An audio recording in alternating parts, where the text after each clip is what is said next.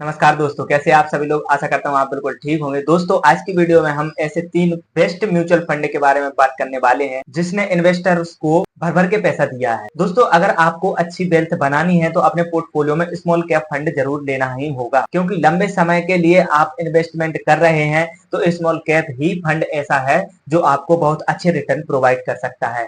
दोस्तों, small cap fund अपने portfolio में लेने से पहले आपको 3 चीजों का ध्यान जरूर रखना पड़ेगा। सबसे पहला, आपको लंबे समय के लिए स्मॉल कैप फंड में इन्वेस्टमेंट करना पड़ेगा। आप 1 साल 2 साल में बहुत अच्छी वेल्थ नहीं बना सकते। आप अगर बना भी सकते हैं तो बहुत लकी हैं कि आप 1-2 साल के अंदर स्मॉल कैप से बहुत अच्छी वेल्थ बना सकते हैं। दोस्तों, नेक्स्ट जो आपको ध्यान रखना पड़ेगा वो है वॉलेटिलिटी। दोस्तों, आपके अंदर वो क्षमता होनी चाहिए कि मार्केट कभी भी अप जाए, डाउन जाए, नीचे आए, ऊपर जाए, कैसा भी हो तो आप अपने पोर्टफोलियो को धैर्य रख के देख सकें। दोस्तों, क्या है, मार्केट का ऐसा उसूल ही है, वो नीचे ऊपर करके ही चलता है। तो चलिए दोस्तों, अब बात कर लेते हैं 2024 के जो 3 स्मॉल कैप म्यूचुअल फंड हैं जिन्होंने भर भर के पैसा दिया है। सबसे पहले आता है टाटा स्मॉल कैप फंड। दोस्तों, इस फंड का AUM 7,000 करोड़ से ज्यादा का है। दोस्तों, इस फंड ने 5 साल के अंदर इन्वेस्टर्स का पैसा 272 गुना बढ़ा दिया है।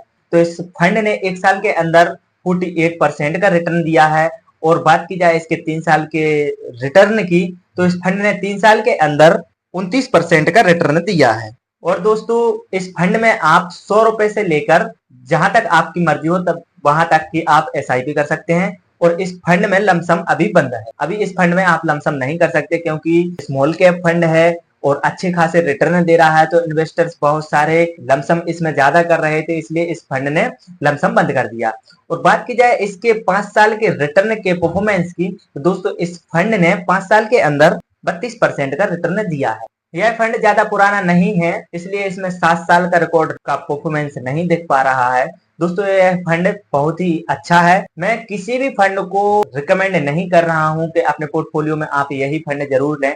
दोस्तों, मैं एनालाइज करके आपको बता रहा हूं नॉलेज के पर्पज से। तो चलिए दोस्तों, इसके अपन टॉप 5 होल्डिंग्स के बारे में देख लेते हैं। दोस्तों, इस फंड की जो पहला होल्डिंग्स है, रिवर्स रेपो, बेस्ट इंडिया, कर्ल पेनोमेटिक, क्वेसेस कॉर्प, एलेंटेस बैंक, IDFC।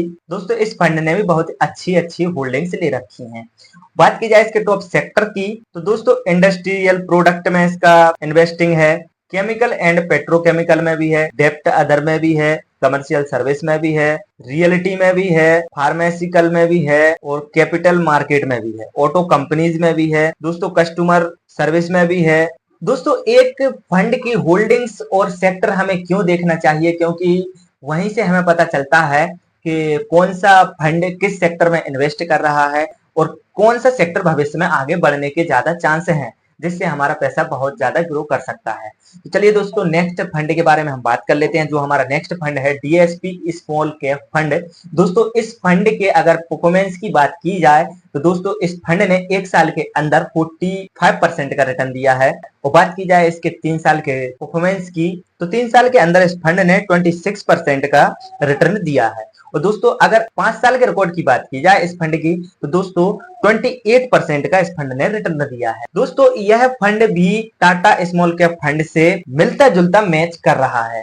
दोस्तों, इस फंड ने 5 साल के अंदर इन्वेस्टर्स का पैसा 233 गुना बढ़ा दिया है। और दोस्तों, इस फंड में आप मिनिमम 500 रुपए तक की SIP और लमसम भी कर सकते हैं। चलिए दोस्तों, इस फंड की भी हम टॉप 5 होल्डिंग्स देख लेते हैं। सबसे पहले इस फंड की होल्डिंग्स है, ट्रेप्स में इसने होल्ड कर रखा है, टेक्नो इलेक्ट्रॉनिक में भी, क्लाइंट में, सुपराजीत में भी, जुबिलेंट में भी। दोस्तों, इस फंड ने भी बहुत अच्छी होल्डिंग्स ले रखी हैं। चलिए दोस्तों, आगे बढ़ते हैं और इस फंड के बारे में हम सेक्टर के बारे में देख लेते हैं कि इस फंड ने किस किस सेक्टर में पैसा इन्वेस्टमेंट किया है। दोस्तों, इस फंड ने सबसे पहले जो सेक्टर है, कंज्यूमर ड्यूरेबल में, इंडस्ट्रियल प्रोडक्ट में, ऑटो कंपनीज में, डेप्ट में, कमर्शियल सेक्टर में, कंस्ट्रक्शन में। तो दोस्तों, इस फंड ने भी बहुत अच्छे अच्छे सेक्टर में पैसा इन्वेस्ट किया है जो भविष्य में आगे चलकर बढ़ सकते हैं। चलिए दोस्तों, तो अब हमारा जो लास्ट फंड है उसके बारे में देख लेते हैं। उस फंड ने कितने अच्छे रिटर्न दिए हैं, इन दोनों से अच्छे रिटर्न दिए हैं कि नहीं दिए हैं। दोस्तों, आगे तो हम बढ़ेंगे ही। आगे बढ़ने से पहले अगर आपको वीडियो अच्छी लग रही हो तो वीडियो को लाइक कर दें, चैनल को सब्सक्राइब कर दें और बेल आइकन को प्रेस जरूर कर दें। चलिए दोस्तों, तो आगे बढ़ते हैं। जो हमारा लास्ट और तीसरा जो फंड है वो कौन सा है। दोस्तों जो हमारा आखिरी फंड है वो है एडलवेज स्मॉल कैप फंड। इस फंड ने लास्ट 5 साल में इन्वेस्टर्स का पैसा 283 गुना बढ़ा दिया है। दोस्तों अब बात कर लेते हैं इस फंड के परफॉर्मेंस के बारे में कि इस फंड ने 1 साल के अंदर कितने तक का रिटर्न दिया है। दोस्तों इस फंड का जो 1 साल का रिकॉर्ड है रिटर्न का, तो दोस्तों इस फंड ने 52% का रिटर्न दिया है। देखिए दोस्तों इस फंड ने सबसे ज्यादा 1 साल के अंदर रिटर्न दिया है 52% का। टाटा स्मॉल कैप फंड ने 1 साल के अंदर 48% का रिटर्न दिया था और डीएसपी स्मॉल कैप फंड ने 1 साल के अंदर 45% का रिटर्न दिया था। तो दोस्तों देखिए इस फंड ने 52% का रिटर्न दिया है। दोस्तों आप ये इस फंड को पहली बार भी सुन सकते हैं क्योंकि जो पॉपुलर फंड हैं एचडीएफसी हो गया, एसबीआई हो गया और क्वांट स्मॉल कैप फंड हो गया, इनको तो आप जानते ही हैं, लेकिन इन फंडों के बारे में भी आपको जानना जरूरी है कि यह फंड भी बहुत अच्छा परफॉर्मेंस कर रहे हैं और हो सकता है आने वाले भविष्य में भी ऐसा ही परफॉर्मेंस करते रहें। दोस्तों अब चलते हैं इस फंड के लास्ट 3 साल के रिकॉर्ड के बारे में बात कर लेते हैं। तो दोस्तों इस फंड ने लास्ट 3 साल के अंदर 29% का रिटर्न दिया है